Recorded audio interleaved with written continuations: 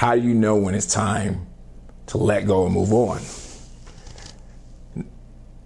And I would say that time comes when you realize that you're no longer the person who originally had that dream.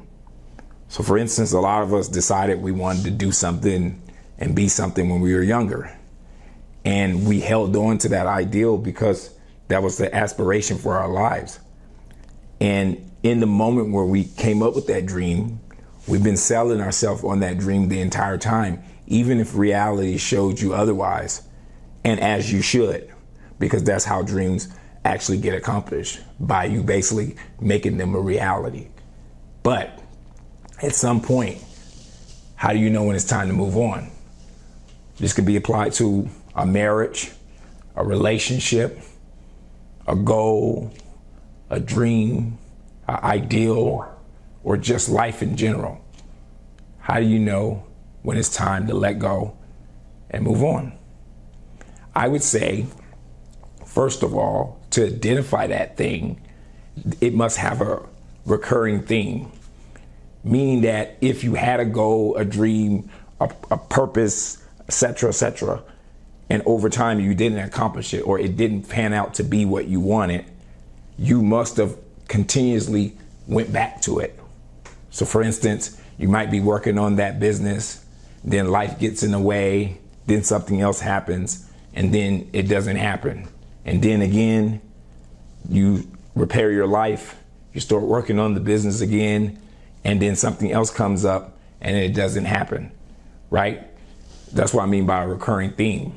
So first of all, to identify something that's even considered something you should let go, you want to make sure that you have thoroughly tried a whole bunch, right? Because we don't want to just let go of something that we only attempted once, right? But what if you attempted it 100 times, 1,000 times over a 10-year period, 20-year period? And at that point, when you realize that that dream, that goal is no longer necessary in your life. And what I mean by necessary is you don't need it anymore. You see, what we need to understand is we create our own purpose.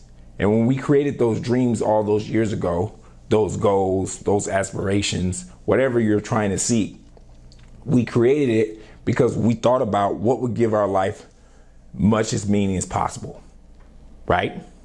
And then we put the goal in place, a big goal that's far out. Maybe it's a marriage you've been in for 20 years. Maybe it's a plan to build something, be a part of something.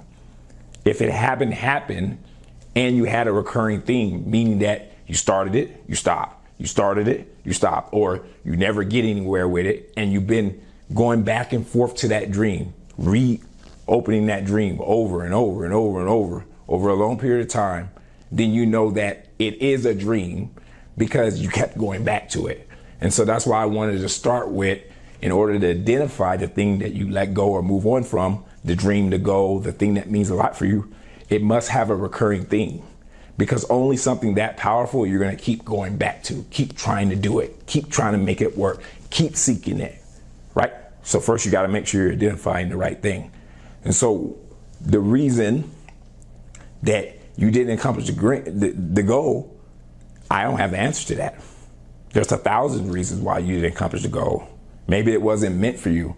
Maybe the circumstances of your life and things you were dealing with didn't allow you to be the person you needed to be to actually make that dream a reality. Or maybe more pertinent things in life came up, things that you need to deal with about yourself or people around you that's more important than your desire for that dream, right? So it doesn't matter. We're not here to explain why you failed. It doesn't matter. What we do know is that you have a dream or something you keep going back to, right? And you're not moving forward. You already know that this is a recurring theme.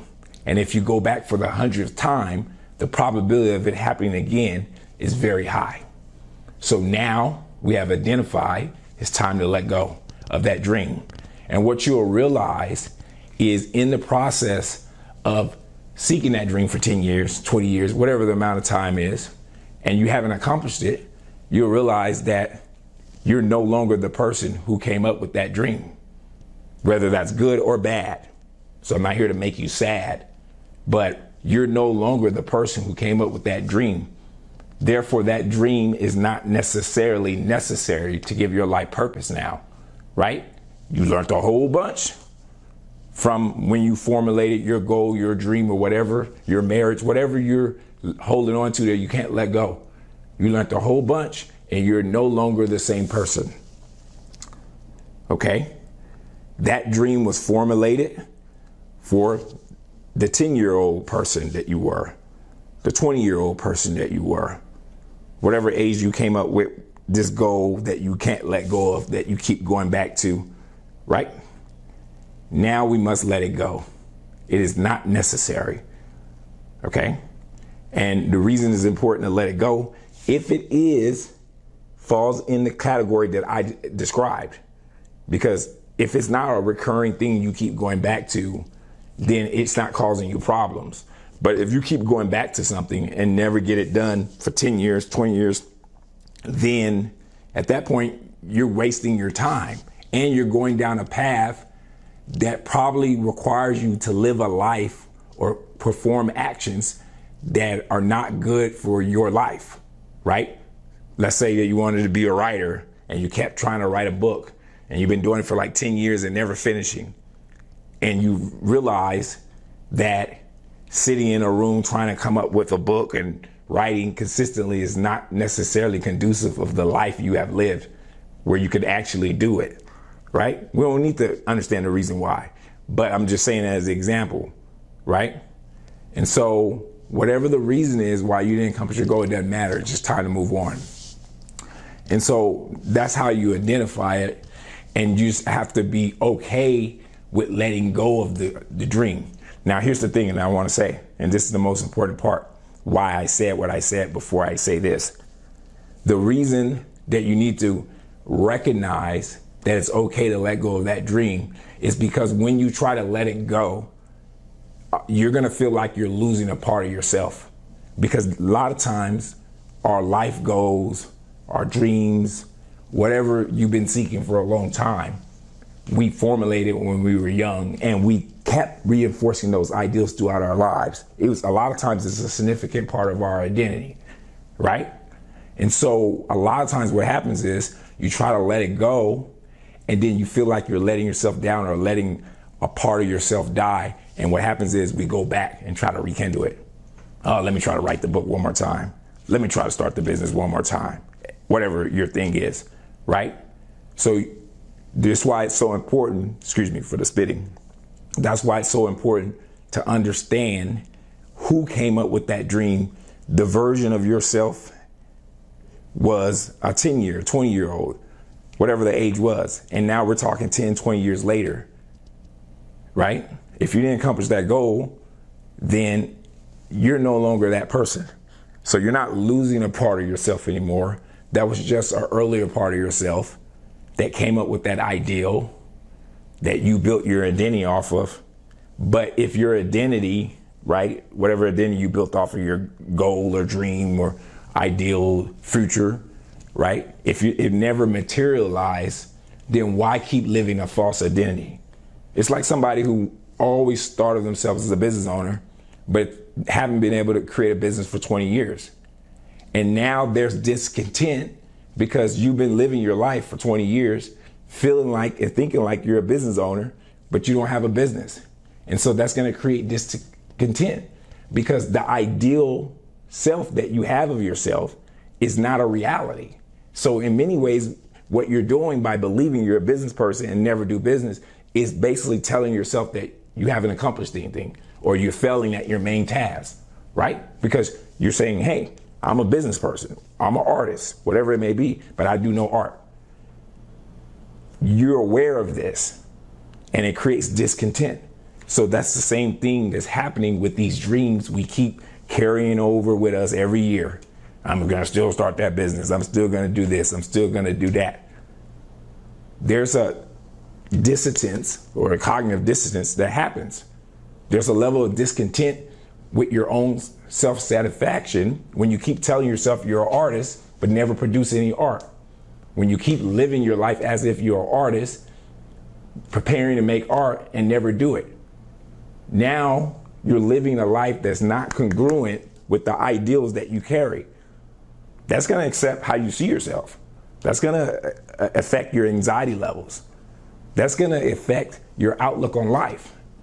That's going to affect how happy you are or whether or not you feel accomplished, right? If you say, hey, I'm a big time business guy, CEO, and you're never a CEO, you're going to feel like you're not in a good place.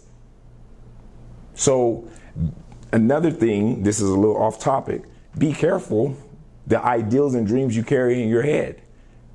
Make sure that they're useful to you, because some of them just create discontent, anxiety, and low self-esteem. If you're carrying these ideals in your head about who you are or what you're going to do, and you never do it. Okay? So at some point, whether it's 5 years, 10 years, 20 years, it's time for dreams to die. And the truth is, most of us carry around dreams that didn't have an expiration date. And that's probably one of the main reasons why we didn't accomplish it, including myself. That I didn't put a time limit on that. And now I kept rolling it over every year, right? And here's another thing why that dream must die. Because that dream must die because every year you roll it over to the next year, you're doing the same thing when you could have tried something new that would have worked. And see, that's another thing. A lot of us are hanging on to these things that we won't let go because they're associated with the identity that we created of ourselves a long time ago, and we're no longer those people. And now, every year, you're like, okay, let me get back on this business. Okay, let me get back on my music. Whatever your thing is, right? Every year you do that, you're saying no to a whole bunch of other stuff that you could have tried that could have worked. Right? Now, the catchy part is, I'm not here to tell you when you need to cut off a dream. Okay? I just gave you a framework to operate in. If you've been having that dream for a very long time and you haven't accomplished it, I consider a very long time, at least 10 years. If that dream has been something that you kept going back to in those 10-year periods, that means every year you made a little music, stop, go back to it, stop, go back to it, stop, or even got somewhere but never really went where you wanted to go, but you keep coming back to it, right? Maybe it's something you like, but you carry it as a goal and a dream. At some point within a 10-year period, that dream needs to die in order for something new, a new ideal, a new version of yourself, not the 10-year-old or 20-year-old version of yourself, but the 40-year-old version of yourself who've learned, who lived, who failed, who realized. That needs to die for something new could be created. So the number one reason why that dream must go, that dream must die, is for you will have room to create a new dream. And so that's what I wanted to share with everybody. I hope it's helpful to whoever listened to it or hear it. Thank you for your time.